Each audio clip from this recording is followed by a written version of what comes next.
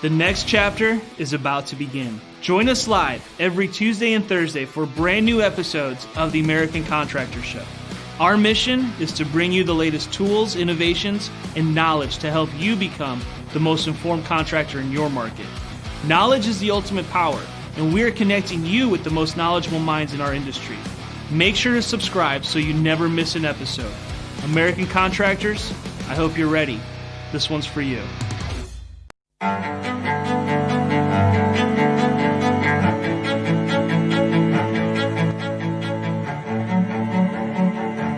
This is Larry Bache with the Merlin Law Group, helping policyholders for more than 30 years.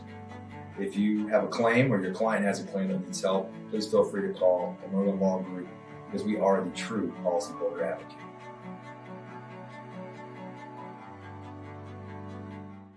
C3 was eager to help us, and even whenever we weren't giving them work, they were still eager to give advice. The things that they were putting out for for changing from DMO to RFG and giving that to the industry and not charging anything for it, I thought was really cool. And that's stuff that I, as a contractor, appreciate. I'd recommend C3 to any contractor who's looking for a PA, especially if you're around Colorado.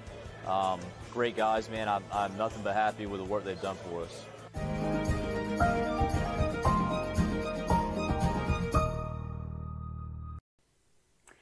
Happy Wednesday, everybody. I'm meteorologist Andrea Myers, and if you have not already had the chance to, please check out our sponsors, Art of the Supplement, C3 Group, and Merlin Law Group. They're awesome. They are linked on our Facebook video, so go check them out. Big thanks to them for all that they do.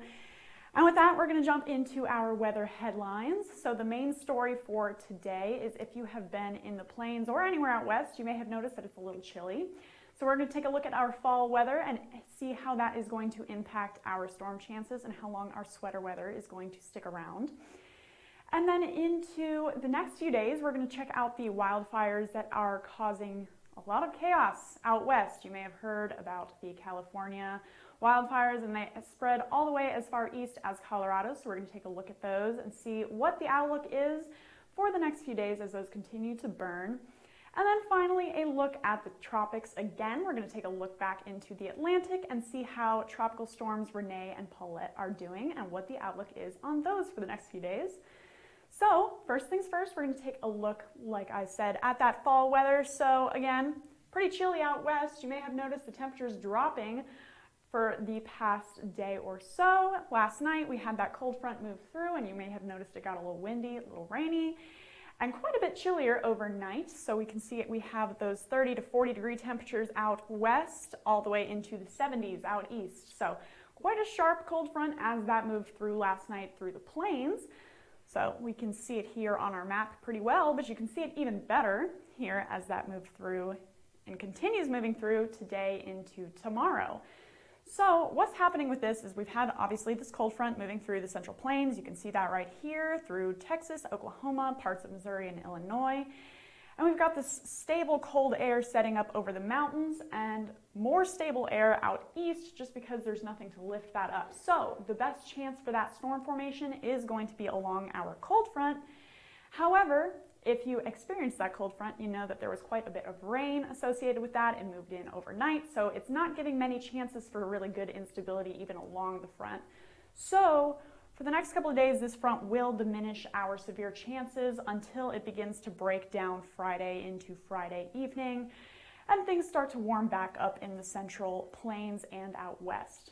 However, you can see that cold front once again here on our Oklahoma mesonet site. You can see our temperatures in the 80s in the southeastern part of the state, and then all the way down to the 40s in the northwest. So 40-degree temperature gradient across Oklahoma as that strong cold front moved through, bringing that nice chilly fall weather. And I know I'm excited to enjoy it for the next couple of days until storms start to kick back in after that weekends. So while we're waiting for that, we will not see many severe hail chances as I said, as that continues to push through the central plains, diminishing into the end of the week. And that's when our severe chances will start to pick back up. That doesn't necessarily mean that there will be no severe storms. We could still see a pop-up isolated hailstorm here and there. However, it's just too scattered and there aren't great enough chances to really warrant any significant hail risks over the next couple of days. So for today and tomorrow, we're not really expecting much severe hail. So while we wait for our hail to come back, let's take a look at those wildfires. So like I said, you may have heard about the California wildfires. You can see these are actually our current active wildfires across the West.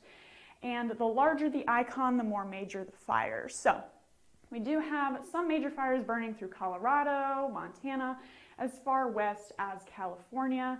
We actually saw the Creek Fire in California in the Sierra National Forest. We had to have helicopters evacuating some of the hikers and campers out there due to those fires, so they are causing quite a bit of chaos and damage out west as they continue to burn. And then they like dry weather and they like strong winds, which is what has been happening for the past few days. Here's our U.S. drought monitor. And you can see we've had extreme drought from as far east as Texas, even into Iowa, as far west as California. We even have exceptional drought areas through the western parts of Texas here. And with that dry weather and with those gusty winds, if we get any sparks, any form of heat really hitting any of these super dry areas, we get more chances for even more wildfires. So let's take a look at those here on our NASA satellite. I'll move over here so you can see. These are our California fires that are most notable on satellite here. You can see one burning here and then a few more down through the mountains in this area as that smoke blows eastward. If you are in the central parts of the state or even as far east as past the central parts of the nation, you may have noticed that the sky is a little bit hazy. Not clouds, it's smoke from all of these fires out west that are burning and then blowing all that smoke out to the east. So these are California wildfires. You can check out the Washington and Oregon fires here. So again, you can see them originating here out in the mountains and blowing that smoke down to the southwest as those continue to burn. And then even in Colorado and Utah, so we've got 1, 2 in Utah here, and then we've got one major one in Colorado here in the mountains region that is blowing all that lovely smoke out east as that burns. So we will see those continue into the next few days as we have that stable air out east, so not really any rain chances coming for the western parts of the state. And as it continues to be breezy, dry, and any form of a spark or heat, we will continue to see these wildfires burn and possible new ones popping up until we can finally get some rain to relieve that area. And then finally, as usual, we're going to take a look at the tropics where it is doing nothing but raining. So we've got our tropical disturbance out here in the western Atlantic, not really expected to do much as it moves inland into South and North Carolina here. Probably just gusty winds and some heavy rain along the coastal areas of North and South Carolina, but we aren't really expecting this one to develop into anything much as it moves into the coast in the next couple of days. What we are watching is Paulette, Renee, which are both tropical storms, and then we've got this third disturbance, which is expected to form yet another tropical system as it moves westward into the central parts of the Atlantic. So we do have that tropical train that's going to continue to pick up. We are in peak hurricane season right now, and you can see that on this map here as we've got 1, 2, 3, 4 tropical systems that are going to move westward through the Atlantic Ocean into our neck of the woods over the next few days. So Paulette and Renee are expected to stay more in the central parts of the Atlantic. We're going to take a look here. So here's Tropical Storm Paulette spinning away in the Central Ocean, and that is expected to remain a tropical storm over the next few days. So we will see that track westwards as a tropical storm before making a turn to the northwest and diminishing into a tropical depression before it hits Bermuda later next week.